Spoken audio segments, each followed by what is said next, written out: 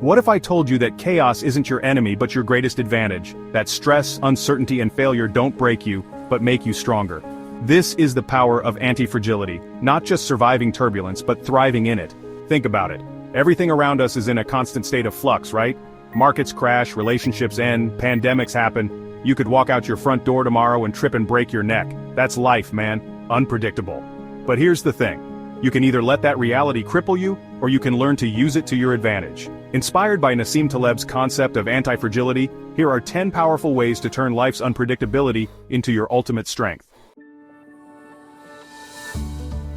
Muscles grow under tension, man. Minds sharpen under challenge. Your body and brain need discomfort to adapt. That's just basic biology. Think about it. If you never lift anything heavier than a coffee cup, your muscles atrophy. If you never challenge your beliefs, your mind gets soft. It's the same with everything in life. You gotta push yourself outside of your comfort zone to grow. Try controlled stress, exercise, cold showers, intermittent fasting. These hormetic stressors train you to become tougher, one small dose at a time. Look, life rarely goes as planned. That's just the nature of the beast. But having options means you're never truly stuck. If something goes wrong, you can pivot, you can adapt, you can find another way. Diversify your skills, man. Learn something new. Build a financial safety net, even if it's just a small one. And most importantly, keep an open mind to new opportunities. When chaos strikes, those who pivot win. You want to take risks? That's great, but start small. Don't go all in on something without testing the waters first. Think about it like this. You want to be a comedian, right? You don't go from open mic night straight to selling out Madison Square Garden. You gotta bomb on stage a few hundred times first. Launch a side project before quitting your job. Test an idea before sinking all your savings into it. Small failures teach resilience, without the crushing consequences. Chapter 4. Practice negative visualization. The Stoics were onto something with this one. They called it premeditatio malorum, mentally rehearsing the worst-case scenario so that nothing catches you off guard. Imagine losing your job, your money, your relationship. I know it sounds dark, but stay with me. This isn't paranoia, it's mental preparation. By facing your fears head-on, you're mentally preparing yourself for if or when shit hits the fan. When reality hits, you'll act, not panic. Chapter 5. Avoid over-optimization. This one's huge, man. In today's world, everyone's obsessed with being hyper-efficient, with squeezing every last drop of productivity out of the day. But that kind of rigidity makes you fragile. Overscheduling leaves no room for surprises, no room for spontaneity. Instead, leave some space in your schedule, in your budget, in your life. Redundancy is your hidden strength when life throws a curveball. Chapter 6. Build a barbell strategy. Picture a barbell, heavy weights on both ends, nothing in the middle. That's the barbell strategy.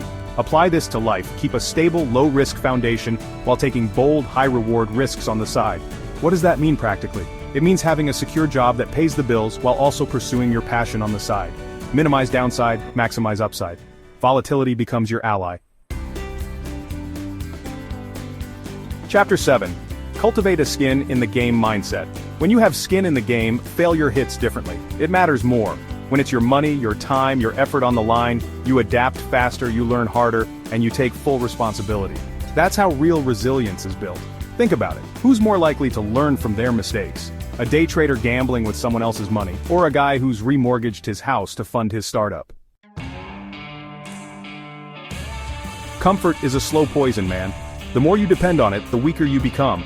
Think about those lobsters that get fat and lazy in captivity. They lose their ability to survive in the wild. Take challenges. Travel solo, cut off digital distractions, live minimally for a week. Discomfort resets your mind and rebuilds self-reliance. Rejection, failure, they're not personal, man, they're data. The best in the world don't ask, why me? They ask, what does this teach me?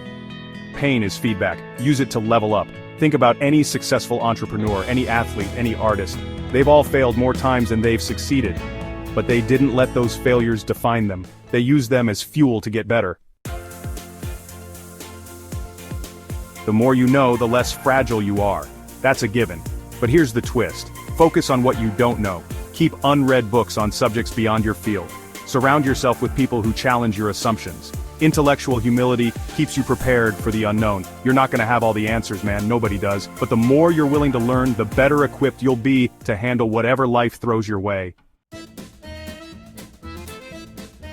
Wind extinguishes a candle, but energizes a wildfire. Which one are you? Are you going to be the candle, easily snuffed out by the slightest breeze? Or are you going to be the wildfire, stronger and more resilient because of the challenges you've faced? Remember, chaos is a part of life, it's inevitable. But you don't have to let it control you. Don't just survive chaos, leverage it.